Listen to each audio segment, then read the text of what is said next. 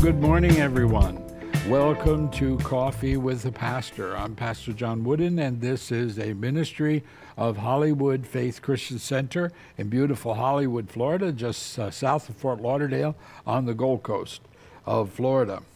Well, this morning we're going to start in 1 Kings 18. This is Elijah. Elijah is combating the prophets of Baal, and he confronts the people, really, and it's not much different than today. He says, you know, if God is the Lord, if God is in charge, say yes. And if he's not, say no. But they can't decide. They don't know. And I think that that's pretty much where we are today. People don't know. Sometimes they're a little bit godly and they cry out to the Lord when they're in crisis. But most of the time it's like, I can solve my own problems. Well, Elijah comes and he says, first of all, I'm going to reestablish the worship. So he takes 12 stones and he makes an altar to the Lord. That's the first thing he does. Then, of course, we know that he sets the wood in order, everything in order, the burnt sacrifice, and he pours water over everything. Now, 3 times he tells the people, pour water over that. Now, if you want to start a fire, every Boy Scout and Girl Scout knows in the world that you can't start a fire with wet wood, that you have to start with dry wood. Well, he wets it 3 times and then puts a trough of water all around the sacrifice.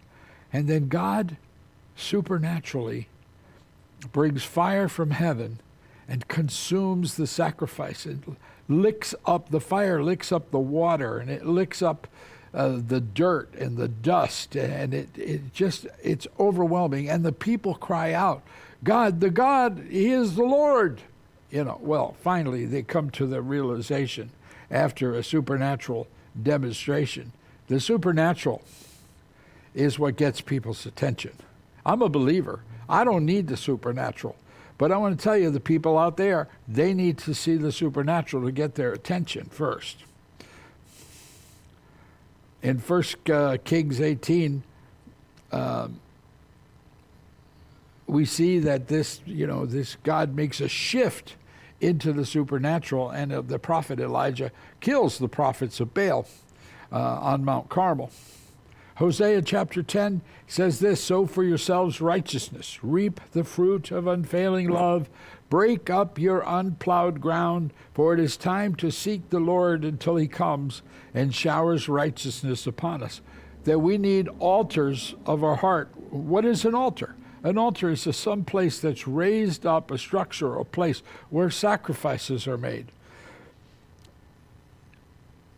We take things of great value and sacrifice them. This is not something where we just take something casual and throw it on the fire. It is something of value to us, and that makes it a sacrifice on the altar.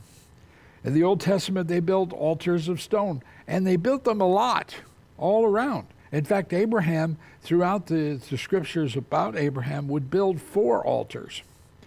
Different ones would build altars because establishing a place of worship. Now, 2 Chronicles 5, I love this because this is a story of the building Solomon's temple, the first temple in Jerusalem. And they're bringing all the furnishings from the tent of meeting into the temple. And it says, then the priests brought in the ark of the covenant of the Lord to its place. That God was put in his rightful place as the center of their worship. Okay, so then the priests in 2 Chronicles 5, then the priests come, and without any consciousness of their positioning, they all wore linen ephods, which meant the costume of the lowest priest. They all went 120. Now remember, 120, that's a significant number because 120 were in the upper room when the Holy Spirit was given in Acts chapter 2. Well, so there's 120 priests, and they began to worship. And when the sound came together, and it doesn't tell us for how long, and my guess is it's momentarily, that the fire of God came down, consumed the sacrifice, and the smoke filled the temple so that the priests could not minister.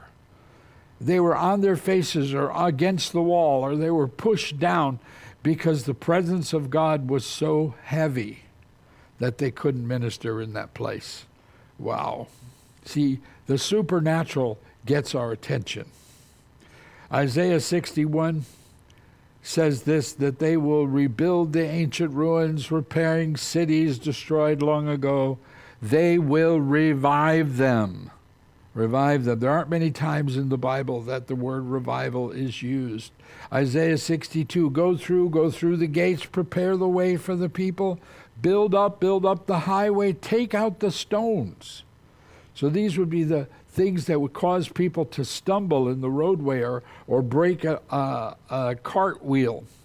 So they would remove those things. They would take the stones out of the roadways. And that's what he's saying that we're going to do supernaturally. Isaiah 58, some of you will rebuild the deserted ruins of your cities, and you will be known as rebuilders of the walls and a restorer of homes.